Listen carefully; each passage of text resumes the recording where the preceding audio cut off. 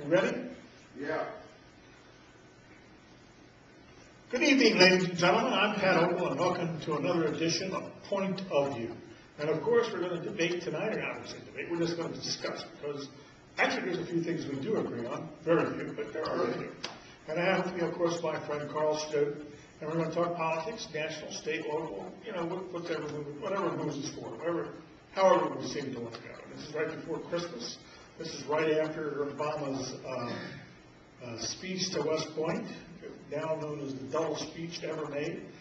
President Obama. President, yes. His Highness, His Royalty, the Messiah, the true one, the one, you know, the guiding light, the true hand, you know, he who must be obeyed, that guy.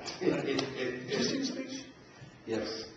And I would think it was the dullest speech. Oh, God, Carl. You know, you must have been the only one who stayed awake. Well, actually, I think you used the wrong adjective. You said dull. Others would say somber. It was a somber occasion. It called for a somber speech. And what the president did was try to explain in ways that the American people appreciate the dilemma former President Bush and Dick Cheney, Vice President Kennedy. I think the former Secretary of State yes.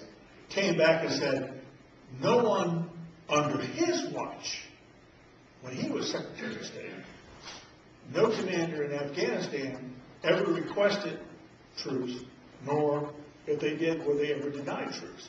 So the only we can have to look at is the president, his successor as George Bush's Secretary of Defense, must have been the one who did that. And that would be Obama's Secretary of Defense. So, and now we find out that this was made under Obama was the one who denied him extra troops. So it's not Bush. Well, let's get back to this. Well, Secretary Gates actually appeared on NBC, and when asked that question, he said yes, under President Bush, they did make a request for additional troops, which was never honored. And Secretary Gates said that. Yeah, that request was made after November. Well, and President Bush decided to let the next president decide how many troops to send over, which I would say was probably correct. But let's get back to the 10-minute speech. Well, that's the important thing. I turned it on. I went to watch it. I got through 10 minutes. I started to nod. I realized I was not the only one. Half the Corps of Cadets was asleep, and about a third of the instructors fell asleep. It was a speech, and I would say a speech of a lifetime. He had placed it in a setting to make it a dramatic speech in front of the military people, his people, who are going to have to follow his orders to the best of their abilities. Yes. He had a chance to make a Patton kind of speech. We're going to win. We're going to do this. We're going to. What there? President Obama. Tough decision. President Obama. That took me so long because he gave the American people what they're not used to getting, which is somebody just demonstration. He said, listen, Obama said, we got caught up in this thing called Afghanistan. We fought the wrong war. We should have been in Afghanistan, but we put our resources in Iraq, and we're now paying the price. And he's finally saying, we're leaving in 18 months. And quite candidly, he says that when we leave in 18 months, victory will not be declared because we would have brought democracy to Afghanistan. At best, we hope to be able to stabilize this government. And at best, we hope to be able to protect our national security interests. Period. He's not talking about victory in the sense that he mentioned what had happened if President Roosevelt, another famous Democrat that you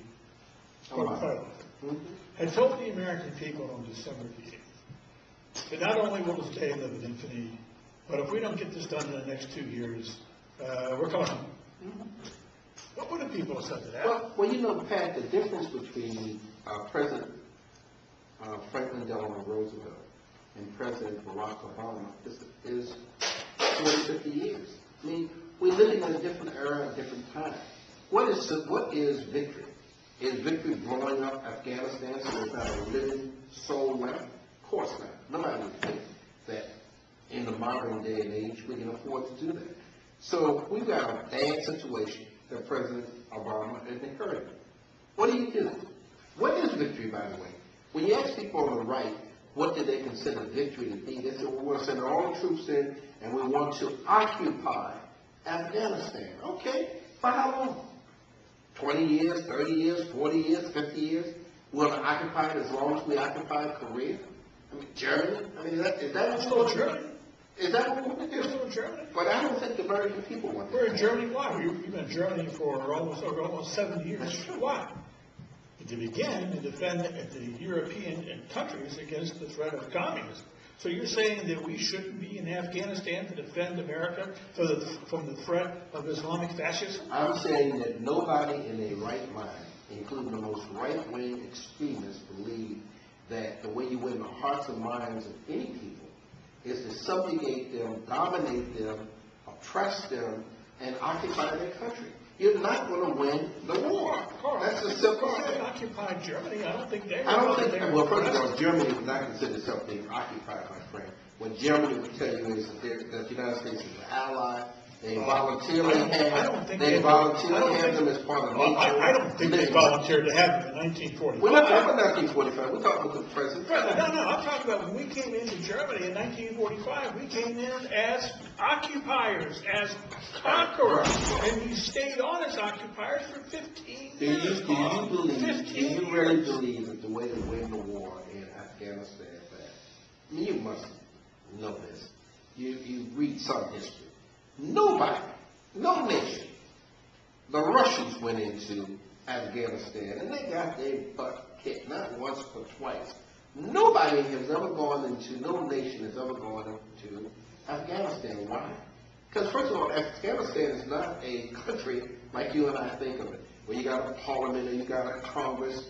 It's made up of tribes, numerous tribes, and the terrain is God forbidding. I mean, who but goats survive in that kind of terrain? And the reality is, Afghanistan, I love the description. You know, our Afghanistan watchers, there's no love. They go, only goats want to live there while they live there. Well, it's horrible. First of all, but I mean, you don't agree that the terrain is horrible? The terrain is great. And what, would you rather have them fighting here in Maryland, where the terrain is nice? You know, the communities are wonderful. No, I'd rather them fight over there. It's like fighting in Iraq. I'd rather fight in Iraq in a sandbox over there and destroy that country. Let's get back to Afghanistan. Why do you want to fight in Afghanistan? I have to agree with you. There is absolutely no way that we're going to make a Jeffersonian democracy out of Afghanistan. Since the beginning of time, whoever occupied Kabul was just a figurehead. You know, the problem with Afghanistan is the most corrupted, second most corrupt nation in the government, in the world. The other one is Louisiana. But Carl, what corrupts it?